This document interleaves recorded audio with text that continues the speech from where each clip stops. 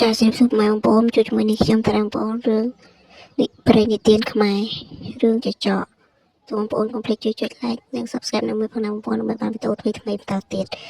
រឿងចចកកាលពីព្រេងនាយមានចចកត្រោសធំមួយដល់ខែលំហើយវាតែងតែដើររកត្រពាំងបឹងបួដែល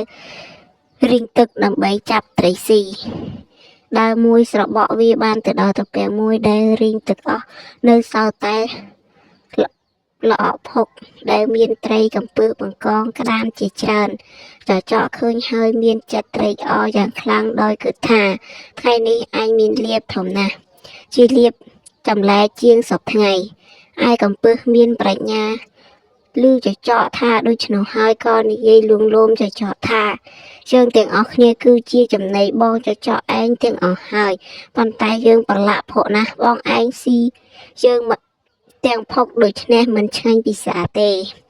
ចចកឆ្លើយថាធ្វើដូចម្ដេចនឹងឆ្ងាញ់ពិសាកំពឹសបានឆ្លើយទៀតថាបងចចកត្រូវយកយើងទៅលាងទឹកឲ្យជ្រះស្អាតហើយសំស៊ីនោះទើបឆ្ងាញ់ពិសា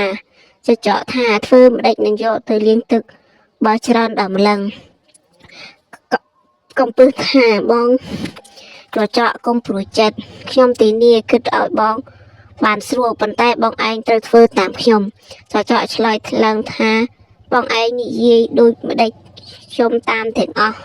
កំពឹសថាធ្វើដូច្នេះចូលបងឯងចូលមកដេករនាលក្នុងភក់នេះហើយយើងនាំរាល់គ្នានាំគ្នាតោងខំរោមបងឯងនាំយើងទៅរកស្ទឹងបឹងបួឯណាដែលមានទឹកថ្លាច្រើនបងឯងលាងយើងឲ្យស្អាតហើយសុំបងឯងស៊ីឆ្ងាញ់ពិសាតាមចិត្តចុះឯចចកជាសត្វលោភលន់ហើយរងងក៏ធ្វើតាមពាក្យកំពឹសនិងត្រីក៏បបួលគ្នាតោងរោមចចកទៅលុះទៅដល់បឹងធំមួយវែងមានទឹកថ្លាល្អចចកដើរចុះទៅក្នុងទឹកឯអស់ត្រីកំពឹសក៏លោតចុះទៅក្នុងទឹកហើយប្រាប់ថាបងចចកឯងទៅជញ្ជូនមកឲ្យអស់សិនសុំមកស៊ីឲ្យឆ្អែតតែម្ដងយើងនៅចាំបងឯងនៅទីនេះចចកក៏ទៅអញ្ជូនត្រីនិងកំពឹសមកលក់ត្រាតែអស់ពីត្រពាំងនោះពួកត្រីកំពឹសក្តាមខ្យងដឹងថាចចកជញ្ជូនអស់ហើយក៏នាំគ្នាមុជក្នុងទឹកបាត់អស់ទៅឯចចកដឹងថាកំពឹសបញ្ឆោតដូច្នេះហើយក៏ខឹងណាស់ដើរទៅបបួលអស់សត្វធំតូចមានដំរីរមាសខ្លាគ្រប់ភាសាសត្វទាំងពស់ថ្លាន់ពស់ធំពស់តូចទាំងសត្វហើរគ្មានសេះសល់ដើម្បីបបួលគ្នាមកបាចទឹកបឹងនោះឲ្យរីងនិងបានចាប់ត្រីក្នុងបឹងនោះស៊ីឲ្យអស់វាបានឲ្យពងពស់ថ្លាន់ធ្វើជាទំនប់ចំណែកសត្វឯទៀតបបួលគ្នាបាចសត្វក្នុងបឹងដឹងថាចចកបបួលគ្នាបាចទឹកឲ្យរីងទាំងបឹងភ័យណាស់ក៏គិតគ្នាថាធ្វើដូចម្ដេចទើបឲ្យសត្វទាំងអស់នេះឈប់បាចទឹកកាលនោះត្រីក្រែងឆ្លើយថាខ្ញុំឮគេនិយាយថាបងសុភាទន្សាយជាអ្នកមានប្រាជ្ញានិងចេះជួយដោះទុក្ខមនុស្សសត្វ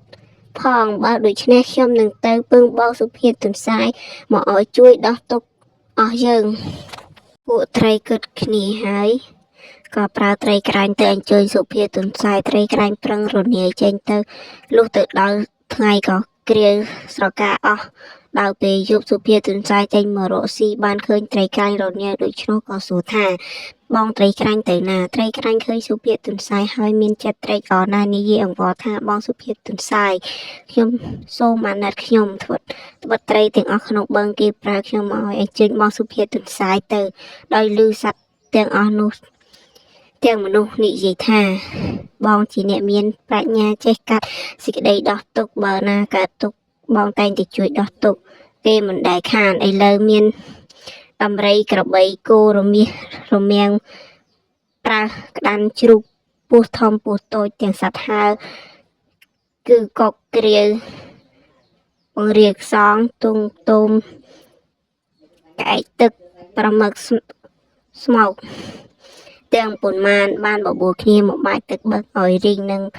បានចាប់ត្រីអណ្ដែងកន្ធាយស៊ីជាចំណីបើដូច្នេះសូមបងសុភាពទន្សាយអាណិតជួយដោះទុក្ខអស់បងប្អូនខ្ញុំឲ្យបានរួចពីភ័យម្ដងនេះបងនឹងបានបីគេឈ្មោះតទៅរួចអស់យើងបងតបគុណសុភាពទន្សាយឯងយើងមិនភ្លេចគុណដល់រាប់អស់ ជីវិតឯទុនសាយលឺត្រីក្រាញ់និយាយអង្វរដូច្នេះក៏ឆ្លើយថាបងត្រីក្រាញ់ទៅមុនចុះទៅប្រាប់អស់បងប្អូនកុំឲ្យគិតភ័យចាំខ្ញុំជួយរួចឲ្យរួចផុតពីទុក្ខក៏មានចិត្តបារម្ភឡើយត្រីក្រាញ់ក៏ត្រឡប់ទៅវិញលុះព្រឹកប្រហៀមទុនសាយឡើងទៅមាត់បឹងឃើញអស់សត្វកំពុងបាច់ទឹកក៏យកស្លឹកឈើដែលតង្កូវស៊ីធ្លុះមកធ្វើជាសម្បត្តិហើយស្រែកហៅអស់សត្វទាំងនោះថាណែបងប្អូនទាំងអស់គ្នាចាំស្ដាប់ខ្ញុំត្បិតព្រះឥន្ទលោកឲ្យខ្ញុំនាំសម្បត្តិមកប្រាប់គ្រប់គ្នាថាព្រះឥន្ទលោកមកកាន់ជើងត្រំក្រមុំជើងអកកាត់ក្បាលចចកដកភ្លុកដំរីស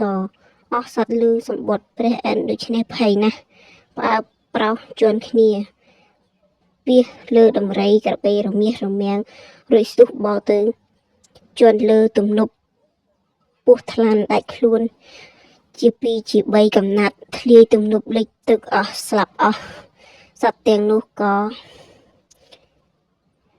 ខ្លាចទៅជាចំណីត្រីវិញតាំងពីថ្ងៃនោះមកអស់សត្វទាំងពួងកោតខ្លាចប្រាជ្ញាសុភាទុនសាយទុកសុភាទុនសាយជាគ្រូបាជាយទាំងអស់ចាំបងប្អូនសម្រាប់ការទស្សនាស្ដាប់រឿងព្រេងទានខ្មែររឿងចចកចប់តែប៉ុណ្ណេះបងប្អូនកុំភ្លេចជួយ like និង subscribe អ្នកមួយផងណាបងប្អូនចាគុណសម្រាប់ការទស្សនាស្ដាប់រឿងរបស់នេះខ្ញុំ